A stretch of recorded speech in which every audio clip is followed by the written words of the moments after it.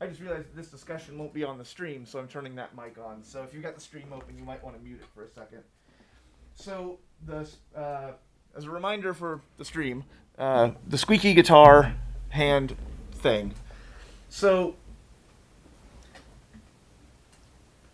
more than any other instrument, guitar players have spent their whole lives working on trying to get a certain tone, right? They buy specific guitars, they buy specific pedals, some even buy specific cables. They get that picky. They have a specific amp. Start to finish, their tone is their tone. And if their tone involves a boost in the high range, you're going to hear that squeak, right? And when you have guitar tones like you have in ska and uh, maybe you could say country and things like that, if they turned up that high end, it's going to bring that out. So if you try to get rid of it, you might impact the tone, which would not go over well with the guitar player, if that makes sense. So the same question also applies to the buzz a guitar amplifier makes when when you're not playing it, right? Guitar amps are noisy as hell when they're not being played. Now, and I can't remember who said it, but there was an engineer, and that basically their answer to how do you deal with that was, it's a guitar amp. That's what guitar amps do. Let it do what it does. So, oh, acoustic guitar has this problem a hell of a lot too, that you hear those squeaks. So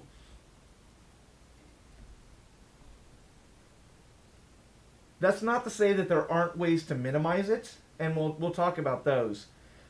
But there's also, just to give you a heads up, that when you're working with the guitar player, you really got to be careful how you approach that concern.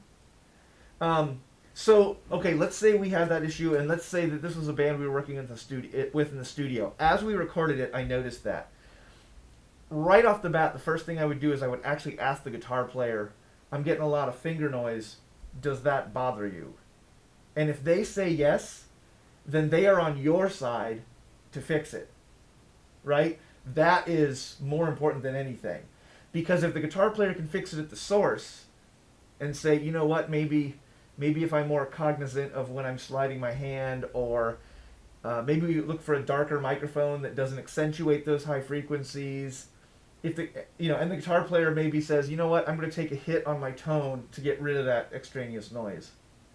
So that's the ideal world. And if that doesn't happen that way, then you can also have that conversation in the mix. Just say, I'm getting a lot of this. When I try to do this, I get too much of this. What is it? How do you like it if I take it out? So there's a couple different things to pay attention to there. So yes, you can deal with it.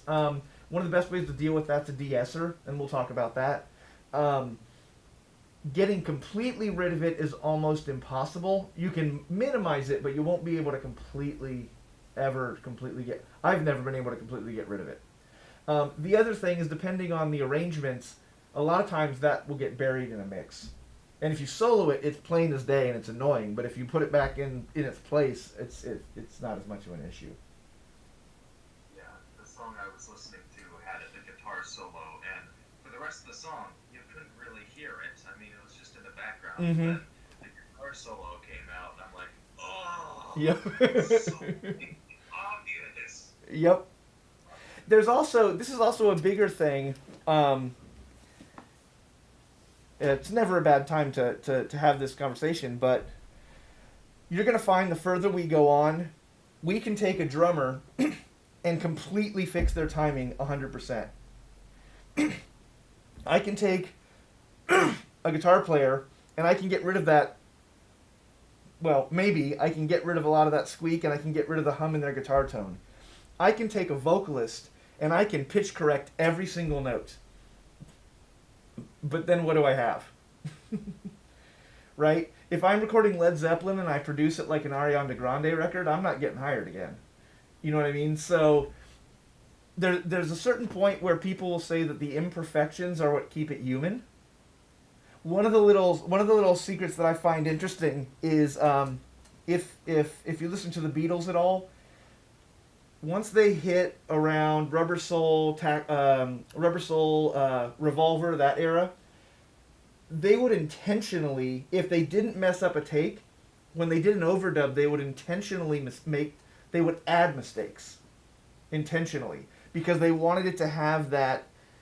Because to them it was, we've played this 30 times and it's lost all the soul. Let's put a mistake back in it so we remind people that it's human. So there's a little bit of that thing there. There's a great, and some of them are really interesting. Like if you're listening to Sgt. Pepper, which whether you like the Beatles or not, you should listen to Sgt. Pepper. It's one of those Hallmark recordings. And I'm going to mention a couple other records like that where, whether you like the group or not, like you should listen to Sgt. Pepper. You should listen to Pet Sounds by the Beach Boys. You should listen to Led Zeppelin 4. You should listen to Dr. Dre The Chronic. You should listen to Public Enemy stuff. Like there's specific things where no matter what your opinion is of the band, those really crucial records from a production standpoint, there's a difference between a culturally relevant record and a productionally relevant. That's not really a word, but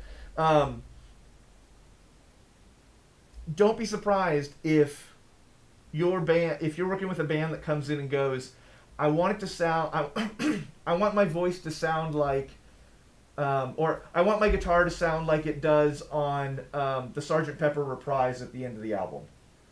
Like, that's a certain tone. People use that as their reference when they communicate with you. So there's certain records that you should listen to.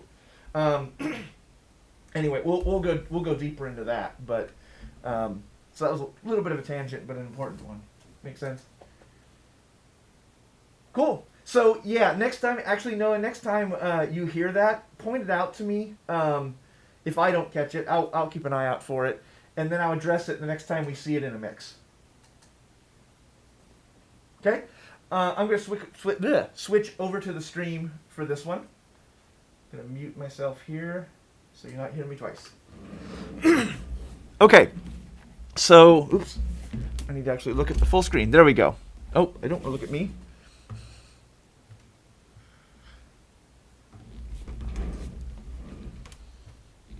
There we go. Okay, so I'm going to open up Pro Tools here. And we're talking today, whoa, sorry about that. I'm blowing you away. So the thing that we're going to talk about today is time-based effects. And this actually, and modulation-based, because they're kind of the same thing, and you'll see what I mean here. So these are not reverb. These are things like chorus, flanging, phasing. We're going to talk about delays because I just kind of lumped those into time-based effects. And you would think that phasing and flanging and those things are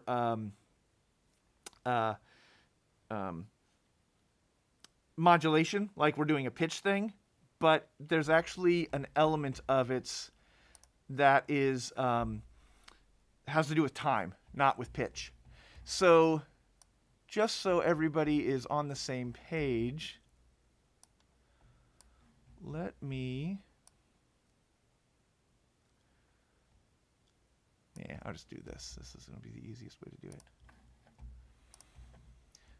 Okay, so I've got one of my guitars from this track that we used last time. And I'm actually going to go to modulation, which might seem weird, but I'm going to go there. Okay, so there are a couple different... actually, sorry, I wanted to start with something else. My bad. Actually, no, we can start with chorus. Sorry. Okay, so a chorus sounds like this. Oop, why am I not on the right tool? There we go. Nope, not like that. It does. Where's the...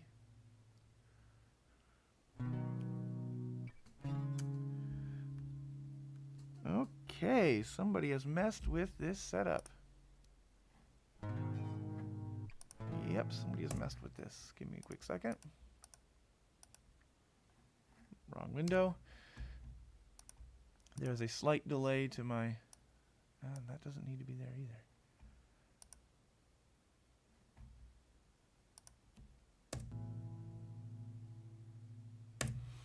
Okay. Mix. Oh, here we go. There we go.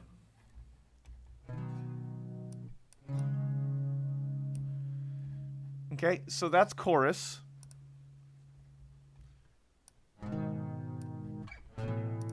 That's dry.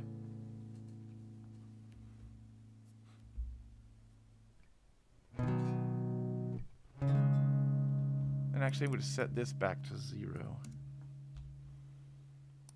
So there's chorus again. Okay, so chorus is created by basically taking a sound and making two of them. Okay, so you have two of them happening basically at the same time. It's like you took a Y cable and you put it in two different things. And what happens is you take those two different things and you take one of them and you move the pitch up and down. Okay, so in a chorus, the pitch is moving very slightly up and down. Okay, so what this is meant to, as you can probably guess, what this is meant to simulate is a chorus, an actual choir, because no matter how good they are, no human can be 100% perfectly in tune with another human. You're all going to be just these micro differences in pitch, and it gives you that ensemble warmth sound, and that's what this is trying to copy. Now, if you put this on a vocalist, it's never going to make it sound like a choir. That's not a thing. But conceptually, it's the same thing, right? The pitch is just slightly different between the two sources, and therefore you get kind of this, this sense of movement, which is the biggest value to using a chorus. So to play that again, let me. There you go. So you can kind of hear that it's got a little bit of. It doesn't when it stops moving, when the chord is long. There's more of your finger squeaks. You can kind of hear a wah wah wah when it's not moving, and that adds some interest to the sound. So that's what this is really good for. If you go back to songs in the 80s, this was cranked up and it's all over the place. These days, it's really, if chorus and a lot of these effects are used these days, they tend to be pretty subtle. So they're not as blatant as they used to be, but they can still be useful. Okay, so that's what a chorus is. So let's now look at a phase. There we go, phaser. Okay, now a phaser does something different. You still have those two identical audio sources. Okay, it's the exact same thing repeated twice, except this time instead of taking the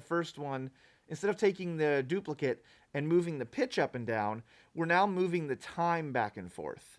Okay, so what's happening here is that it's modulating how long the delay is, and it's probably modulating between like 1 millisecond and 5 milliseconds, and it's just very slightly moving back and forth. Now, as we talked about in the first week, if you have a discrepancy in the time of two of the same source, things cancel out, right? And that's what a phaser does. By moving the time away from the original source, the phaser will cancel out certain frequencies, but since you're moving the time, what frequencies it cancel out changes. So this is original, and then I'll play the phaser.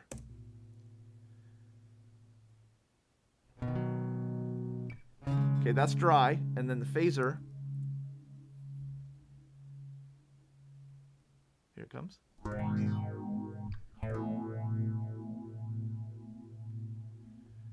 Let me see what other ones they have in here. You can get some pretty wacky things going on here. So a phaser is similar to a chorus, except removing time, not pitch. So phasers can be really interesting. The only thing you have to be aware of with a phaser is that if you go too far with a phaser, let me see if I can. It will start cutting. It will obviously cancel out certain frequencies. And if you're in a big mix, you can actually phase yourself out of the mix by, if it's canceling frequencies and there's other stuff going on, it will start getting buried. Let me see if I can get there with this. Turn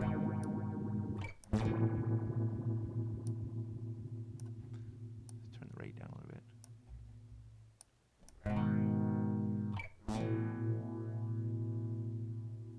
There you go. You can probably hear the wow wow kind of thing going on. Okay, now let's actually put that up against.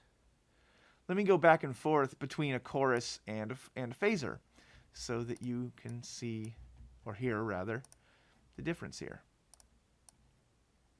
Okay, so this is my chorus. Make sure that I'm highlighted. I am not.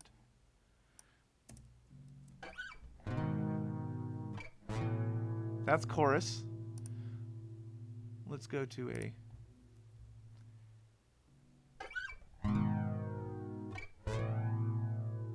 Okay, that's chorus. And then this will be the phaser.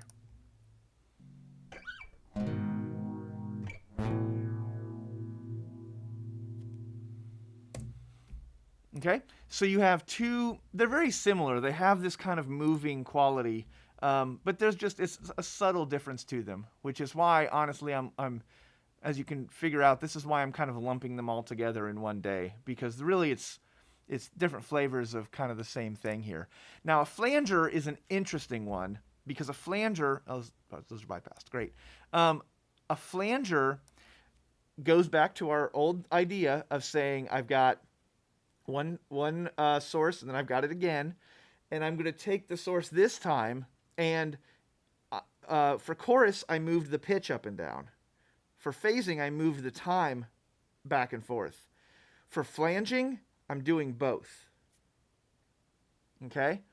So where this came from, well, let me play it while we got that in our heads.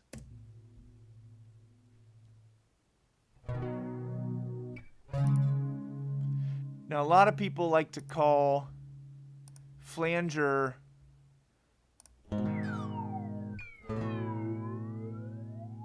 there you go. With flanging, sometimes you can get resonances and you can actually get a pitch to show up. A lot of people refer to this as kind of the jet plane whoosh kind of thing. Let's see what else is in here.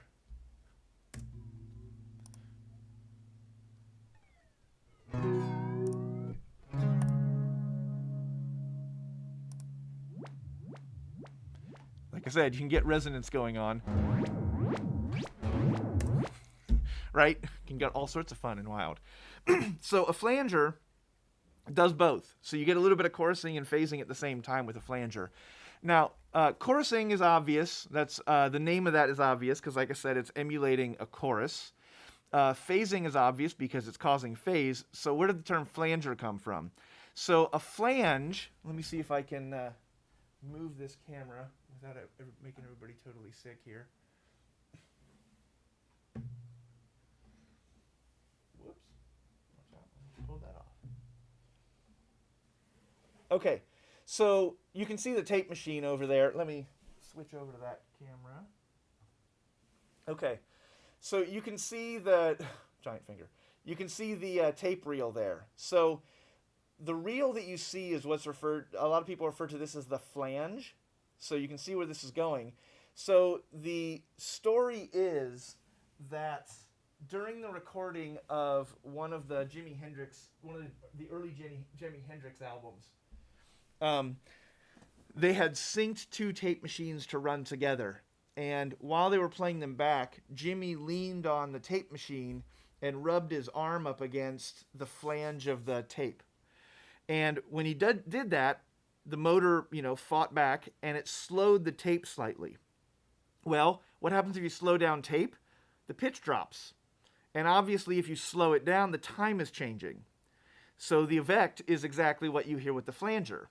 Because by touching the flange of the tape, it put the sound on the first tape machine out of sync with the sound on the out of sync with the sound on the second tape machine, and you got flanging. So that's where that's where the term flanging comes from. There's actually another story saying that John Lennon was the one that did that, kind of the same situation, but it was John Lennon that leaned against the tape machine. I tend to believe it was Jimi Hendrix because at Abbey Road at the time, the tape machine was in a different room. So I don't know how it could have been John Lennon. But that's a whole other story. So, so you've got those three modulation effects. And the reason I say that they're time-based is because 2 of the 3 have time in them, right? So it makes sense.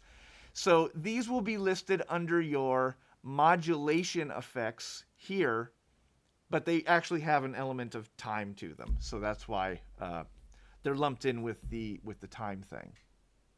Okay? So let's go do some other fun stuff. The other thing I want to talk about today is delays, which are pretty self-explanatory until I kind of give you some of the fun tips and tricks with them.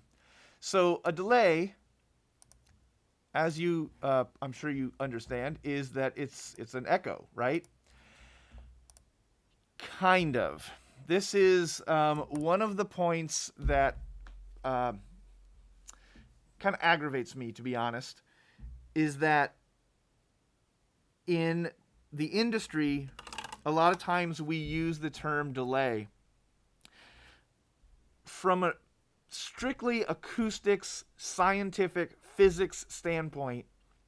A delay is defined as taking the original source and preventing it from making sound until a later time.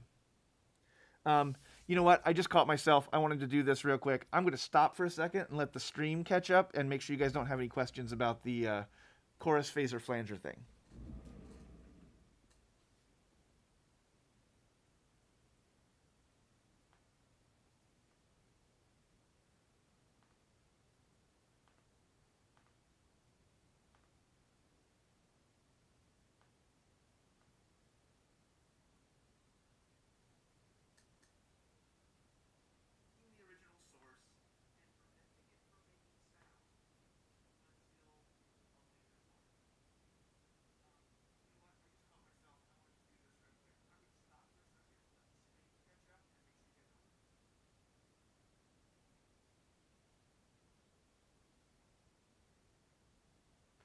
Everybody's good?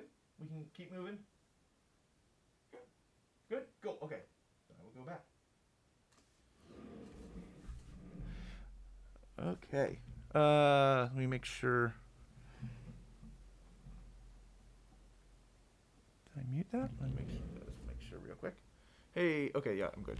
Okay, so we're back to delay. So a delay is actually delaying something, is waiting for it. Having said that, if you look at a guitar player's pedal board, they don't have echo pedals, they have delay pedals. But the repetition of a sound is an echo.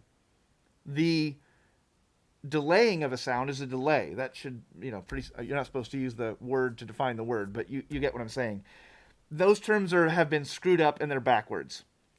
A lot of times you'll see pedals, and case in point, if I go up here, I want to look for an echo. There is no echo category. There's a delay category. So the only reason I bring that up is because as we go on later, and we're going to talk a little bit about installed sound systems and how you set them up. Well, using a delay to make up for the passage of time is something that you do in a sound system installation. So you don't put echoes, in a church sound system. That doesn't make any sense.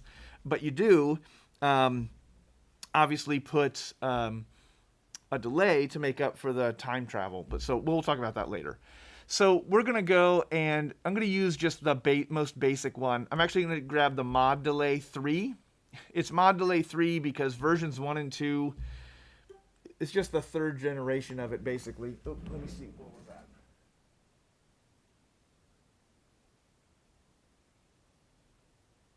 Oh, cool. Okay, cool. Okay, so Generation 1 of Pro Tools had Mod Delay 1, and then Mod Delay 2 came out later, and now you're on Mod Delay 3. So You're not missing anything from the other ones. They were pretty limited.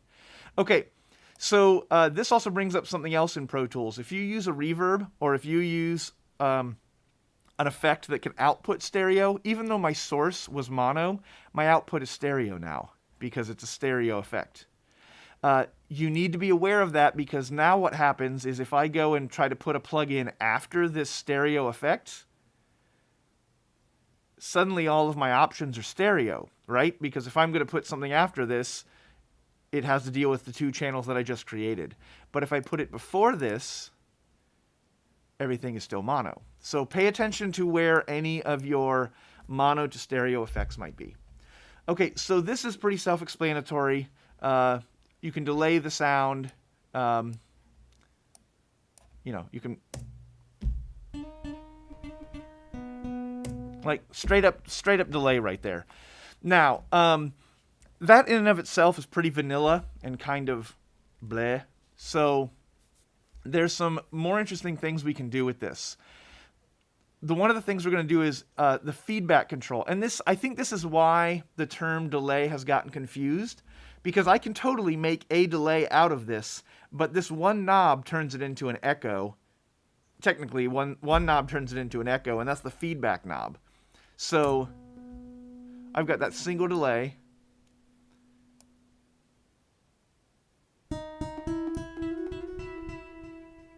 Until I turn up the feedback.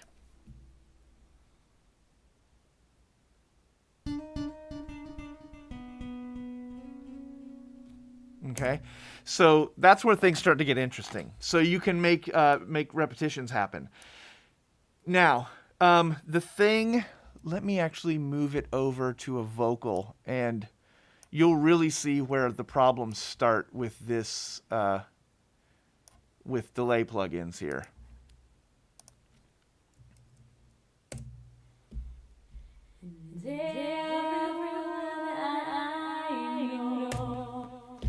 Right? What the hell's she saying?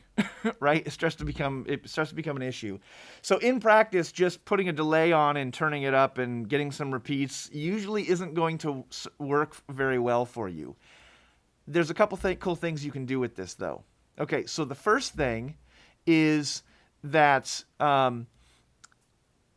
when delays were first invented, delays were kind of accidentally invented just like flanging because of tape machines.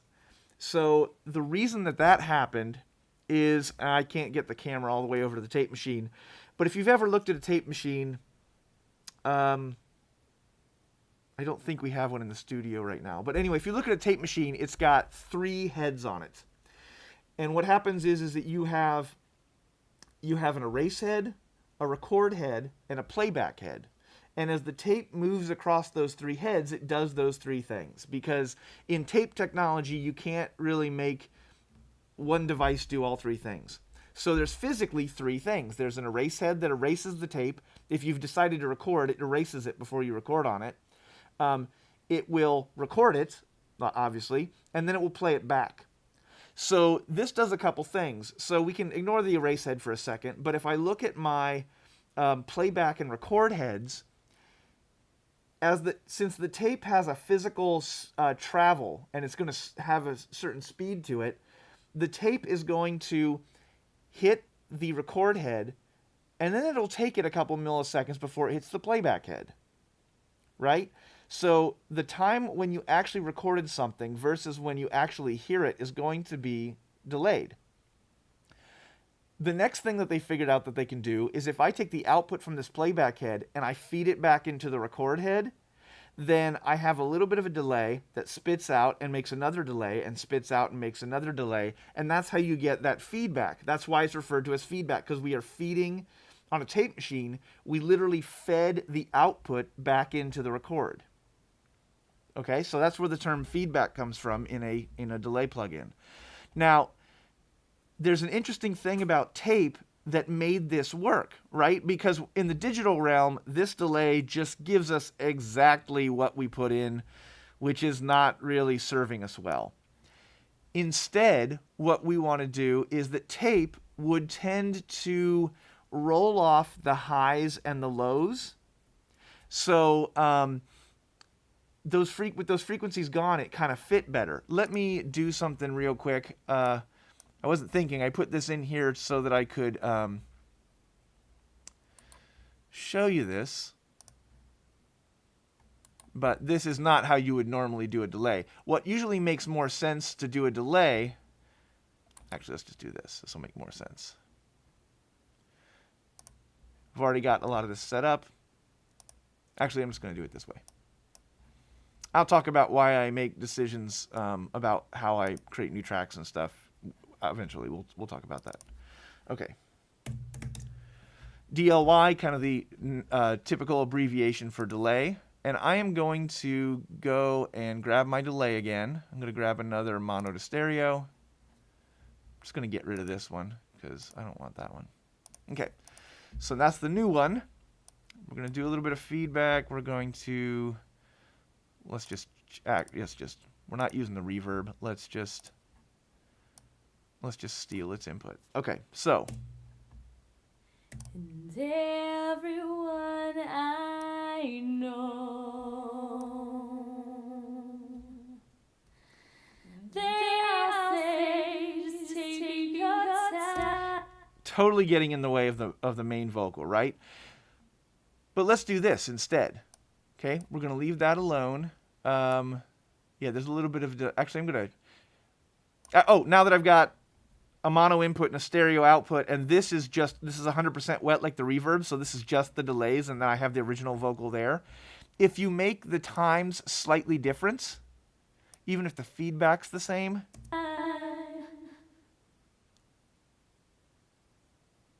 he's coming. The delay's a little bit more interesting. There's a guy named Bob Clearmountain who you should also absolutely follow. He is revered as probably the greatest mix engineer of all time. He's the guy responsible for probably most of the hits you heard on the radio through the 80s and the 90s. So David Bowie, Bruce Springsteen, I could go on for days. He's done everything.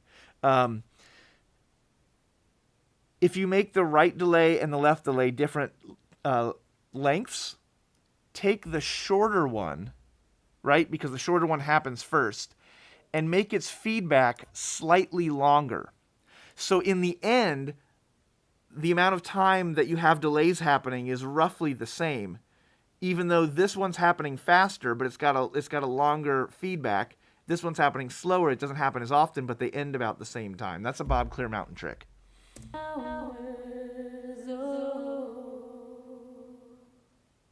Yeah, for the most part, it kind of feels even. Whatever. I'm not going to spend a bunch of time nitpicking that. But I got to admit, it still gets in the way.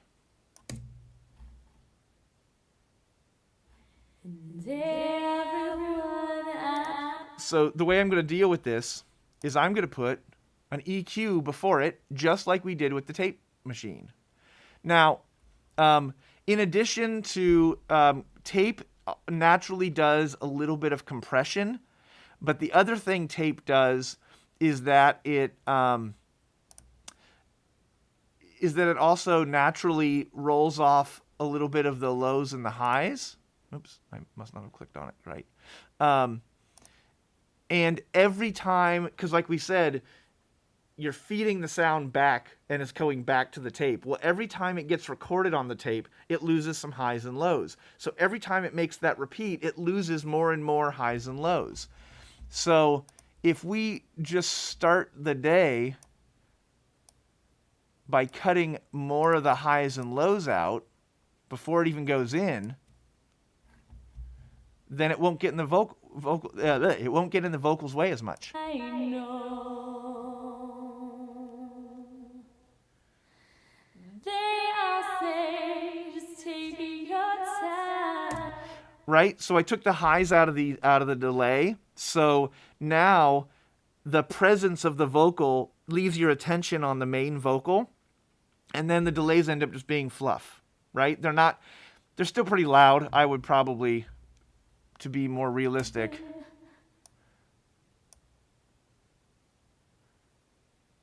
The days and the hours There we go. I'd probably pull it back to something like that. But now they're supportive. Now they're not distracting. They're supportive. So that's a really, really cool trick you can do with delays. Now, if you let me move my face. I'm down in the lower left corner if you're looking for me. If I come back up here, and I believe we have these in the studio, we should have. Whoops, I'm in the wrong thing. The H delay. I'm pretty sure we have it. Now the H delay. H stands for hybrid, and Waves came out with a bunch of these plugins that they kind of take some digital advantages and they put it into, and they mixed them with some of the analog characteristics that people like so much. So this one here, the filters that you have, the high pass and low pass that you have, you can do the same thing I just did with the EQ up here. As a matter of fact, I'm really going to make that inactive. Except the cool thing about this particular plugin is that, like a tape machine, every time it does a repeat, it loses more and more of that high end.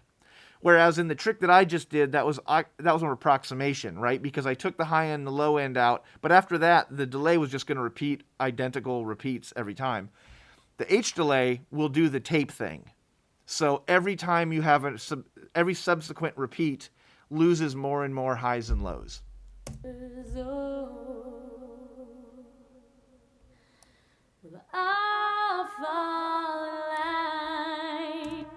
And the best part about this guy is the tap. So if I tap the tempo, I can make.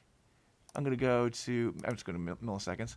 I'm going to tap the tempo so that the stuff she. This is the end of the track, so that would make sense.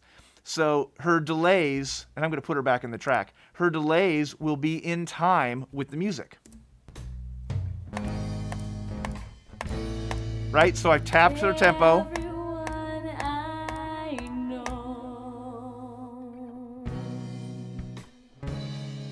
They all say, just take your time. Right? So you can get all sorts of cool stuff going on like that. And then that stuff's going to fit in the tempo of the song, and then it's really not distracting. It's actually really supportive. Let's see what happens when we actually put it with the full band.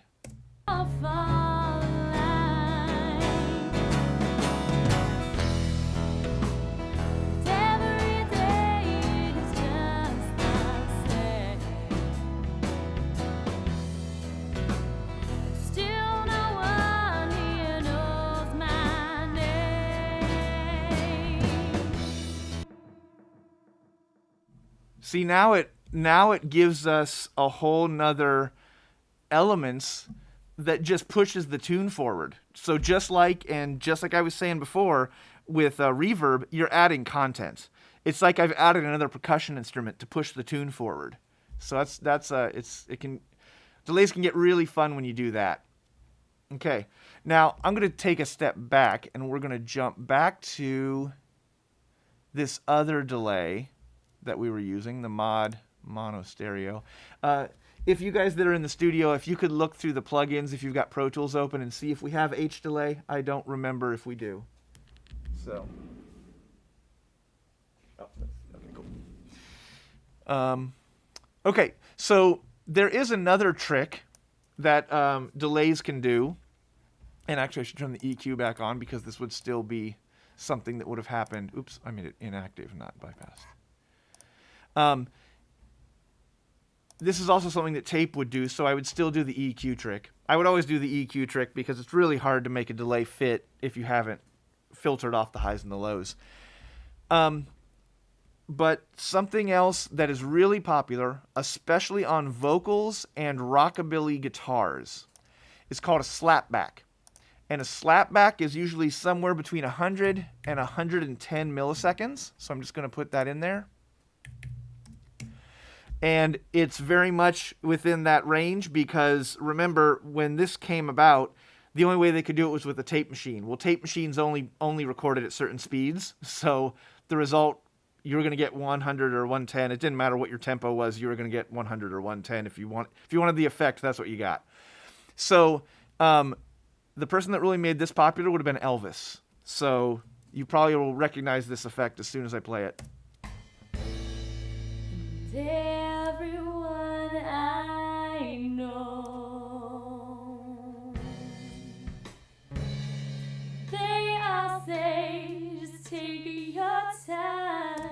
So it's just a really quick delay that happens right after the vocal, and it gives it a nice sense of space. And the thing that about the slapback that's nice is you can use it a lot of times. You can use a slapback instead of reverb, so it still gives a sense of space. It's not a reverb, but it still gives me a sense of depth and space, and it still kind of serves the same purpose in a mix. So again, if we go into the bigger part of the track, Every day is just the same.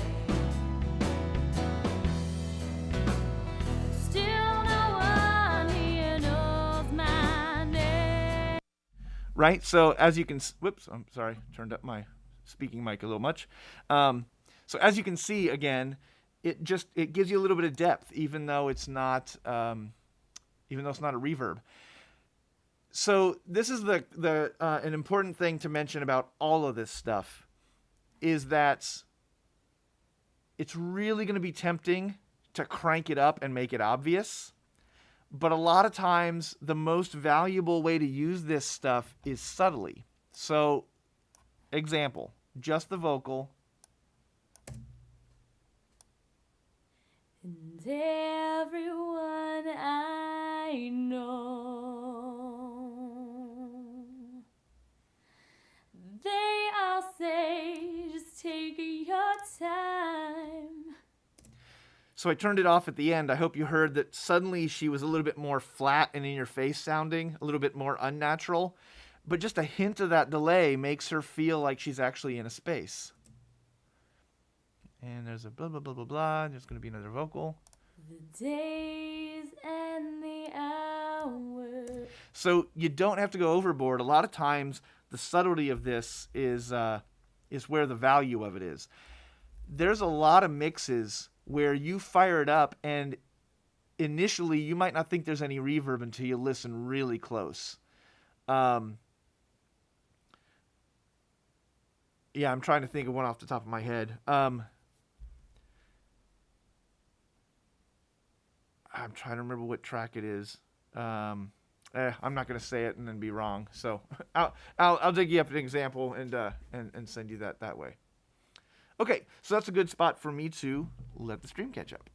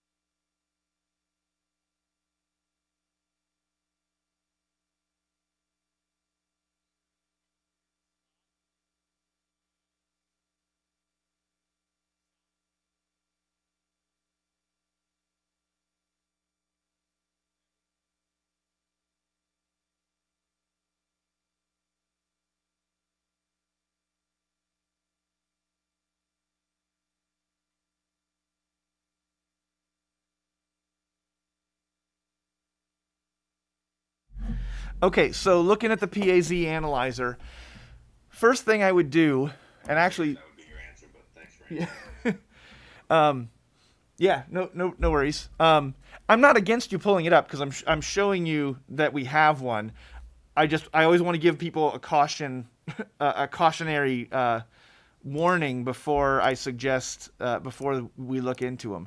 But it's in there, so now that I've suggested. So looking at the PAZ analyzer. Oh, first thing I would do, and actually, um, sorry, I heard myself and it was kind of distracting. So this is something I forgot to mention. I would always make a master fader every time you do a session. Just get in the habit. It causes there's no negative impact of making a master fader. It doesn't take up more DSP. It's there anyway. At the same time, I wouldn't touch the fader. We'll talk more about that later.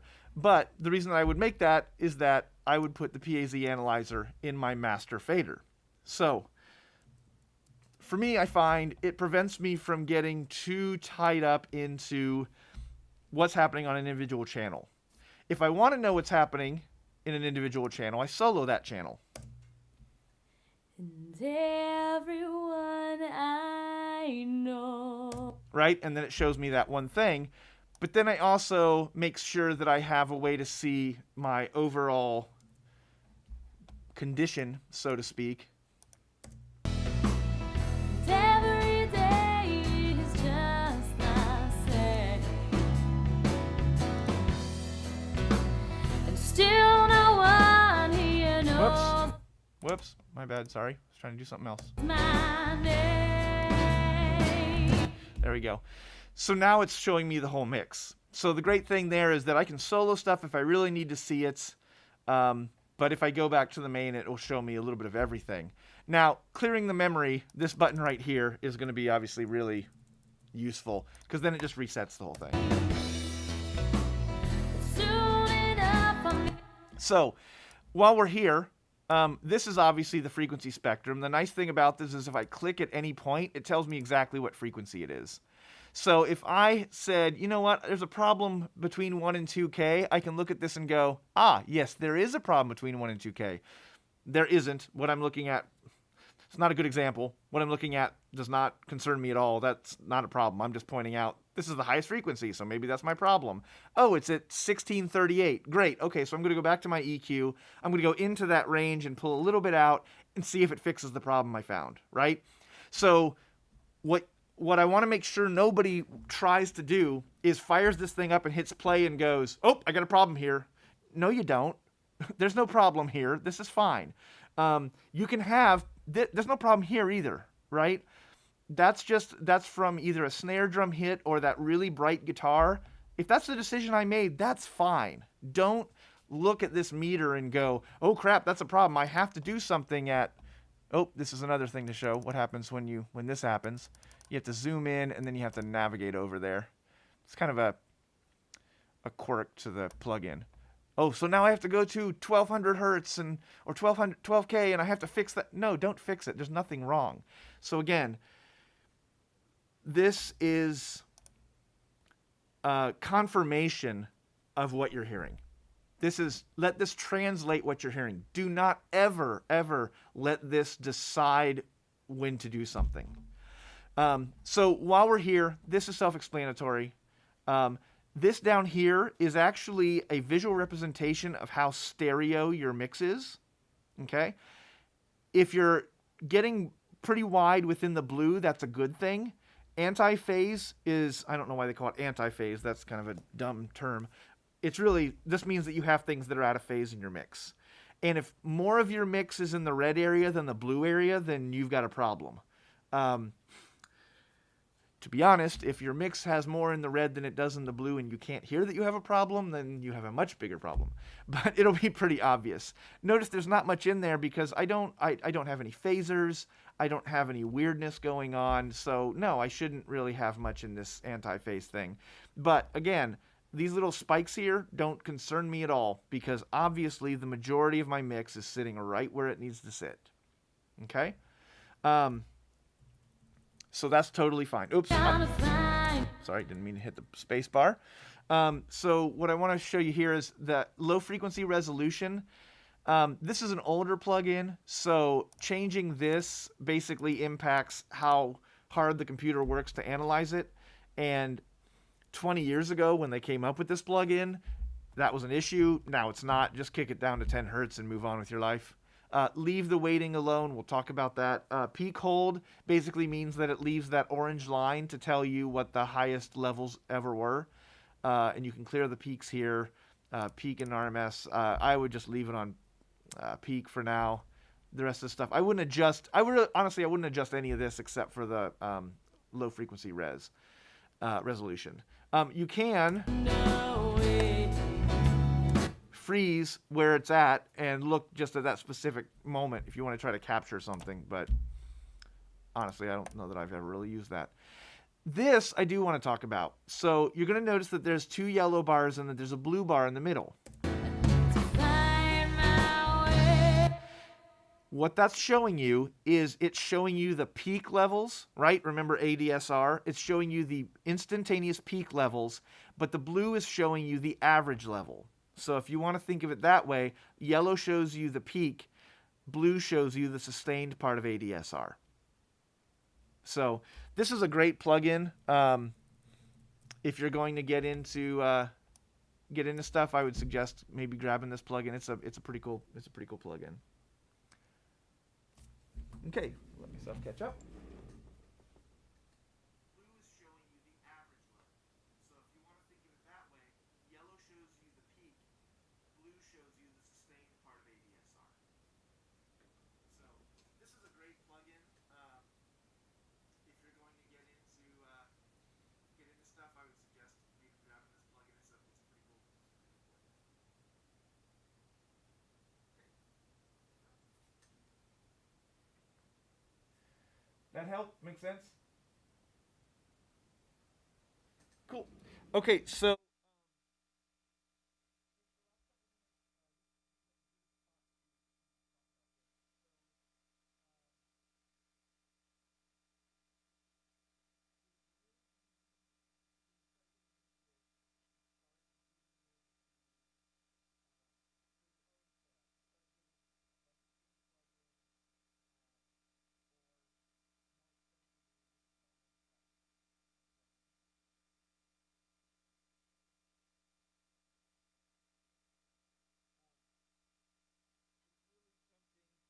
me do this.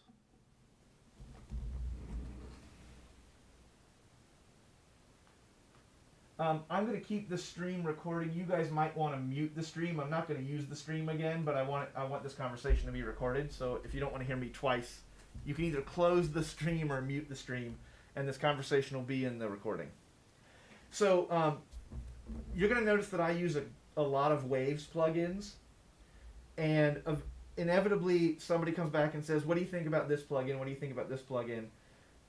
There's a bunch of other stuff out there that I love, but it doesn't specifically work for my personal workflow. There's a lot of stuff I would love to use. There's I could go on and on. The reason that I am using Waves only is because without COVID, obviously, things are a little bit different, is that I run live sound and I have the Waves digital console that uses all the Waves plugins. So if I go run live sound, I can take all my licenses and use them on my live rig. When I go to Onderbein to teach a class, I can take my licenses and I can authorize them on that computer. And then I can take those and I can come over to GrooveView and I can authorize all my plugins on that computer. And then I can go home and I can authorize them on my laptop.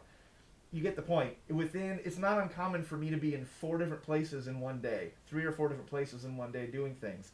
So the reason that I have decided to go all Waves, and I do not mean to be an evangelist for Waves. I'm not getting a kickback from them or anything. The reason that I use Waves exclusively is because I realized a couple years ago that for me, my problem is that I would go to Onderbein and I'd use a set of plugins. And then I'd go to GrooveView and I'd use a different set of plugins. And then I'd go run live sound and I'd use the EQs and plugins on that thing. I was using a different. It was like grabbing a different hammer at every work site. I want to know that if I'm working in the studio and I find a cool trick with an EQ, that I can go to my live gig and do the same cool trick with that EQ, right? So for me, it makes more sense because do I think that Waves plugins are the best? No, actually, to be honest, but they're the best for me, right? Because there was a point where I started getting frustrated that I had a few plugins by other companies, and I would come up with something and I'd be like, oh, this would be so cool to do at my live show tonight. And then I would get to my show and be like, shit, I can't do it. This console doesn't have that. Right? And that was getting really frustrating. Or I'd grab an EQ and I'd be like, I'm going to do the thing I did this morning. And I'm like, oh, this EQ doesn't sound the same when I do that. So I want to use the same tools everywhere I go. So don't think that I'm ever trying to... Honestly, UAD has some stuff that blows, like the UAD Fairchild I think is better than the Waves Fairchild, but if you look into Universal Audio, I can't justify carrying around an entire interface rack with me everywhere I go. That's not practical. So don't ever think I'm evangelizing Waves. I do think that they make good stuff. I mean, obviously I think that it make, otherwise I wouldn't be using their stuff, but don't ever think that I'm down on any other company or even putting Waves above any other company. Okay? They all make cool tools. For me, Waves just makes the most sense. Now, having said that, the other thing I do want to suggest is that all of you make the plugin's already in the studio, so it's up to you. If you think you're going to do this, go to waves.com and make yourself a free account. If for no other reason, then every year they give away a free plugin on Black Friday.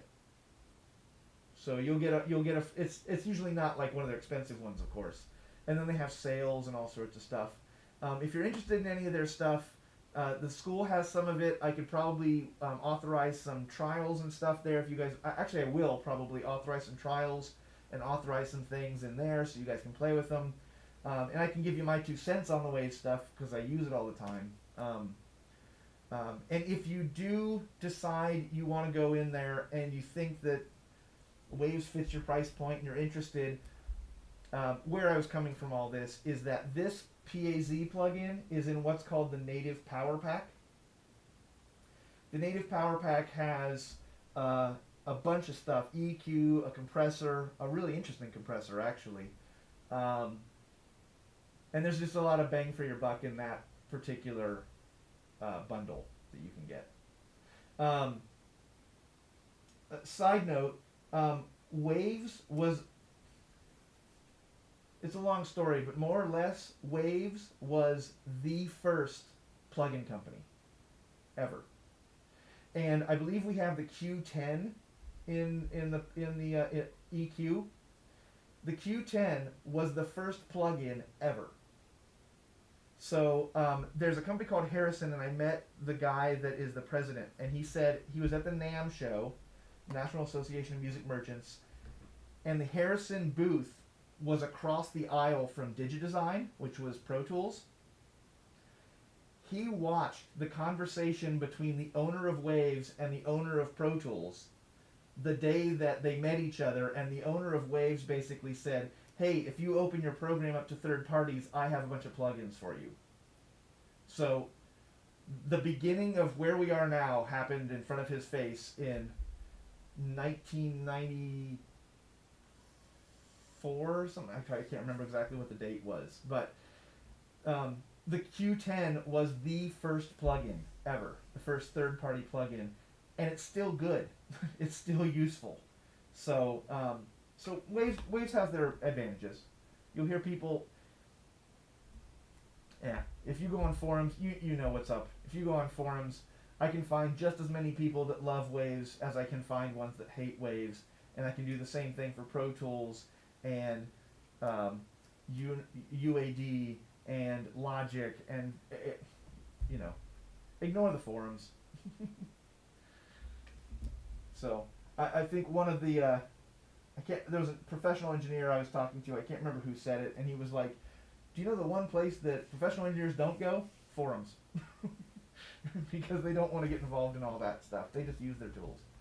So, again, not an evangelist for Waves. I'm going to use the crap out of their stuff, but that doesn't mean that I think any less of anybody else.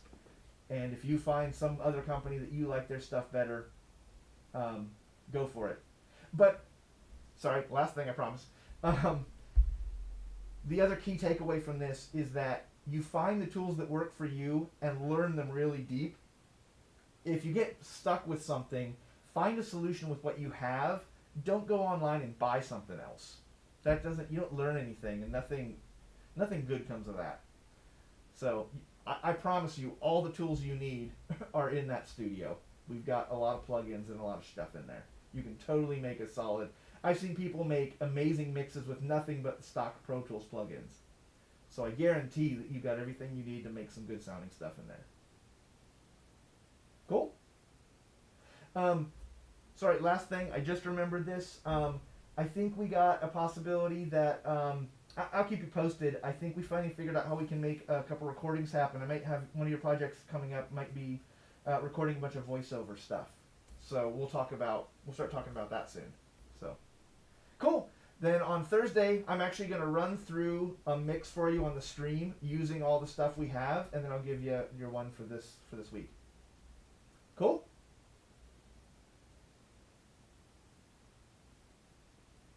Okay. Cool. I will see you guys on Thursday then.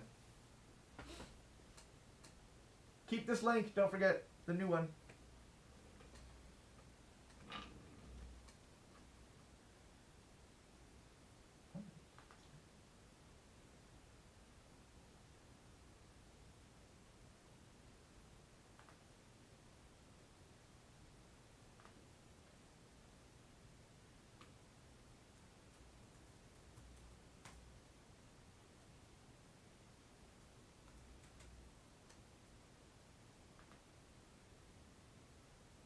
Cool. Anybody waiting for me or? Okay. No, I just didn't leave. Oh, gotcha. I'm making sure that I saved the. Where's my book? Seeing if the stream saved in my YouTube history. Oh yeah, I gotta stop the stream. End stream. There we go. Should have went in the stream. Yes.